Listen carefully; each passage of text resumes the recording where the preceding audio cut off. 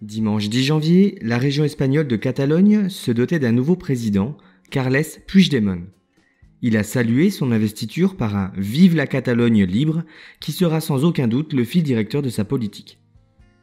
La Catalogne est une des régions les plus puissantes et les plus riches d'Espagne. Avec 16% de la population, les Catalans produisent environ 20% des richesses du pays. Elle dispose d'un statut de communauté autonome, dotée d'un parlement et d'un gouvernement propre.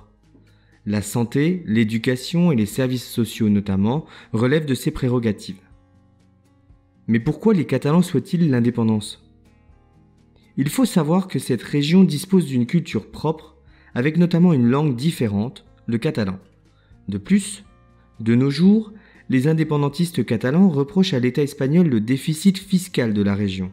En effet, la Catalogne, qui contribue pour 1/5 des recettes fiscales du pays, ne perçoit qu'environ 1/10 des investissements publics du pays, soit une différence d'environ 16 milliards d'euros par an. Les Catalans sont-ils juste égoïstes ? Non.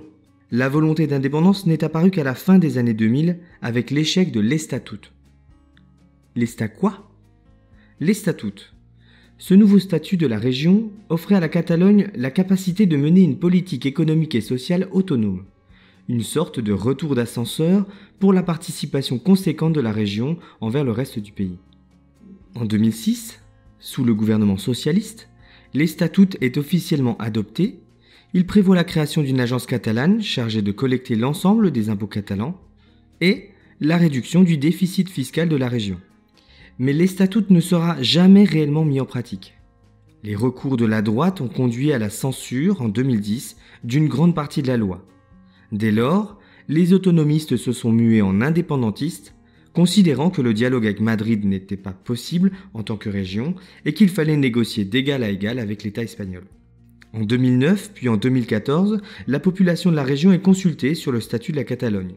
À chaque fois, la solution d'un État indépendant l'emporte largement, mais la participation reste faible et ces consultations n'ont pas de valeur légale. Le futur président du gouvernement espagnol sait donc déjà que le dossier brûlant de la Catalunya Independencia l'attend sur son bureau.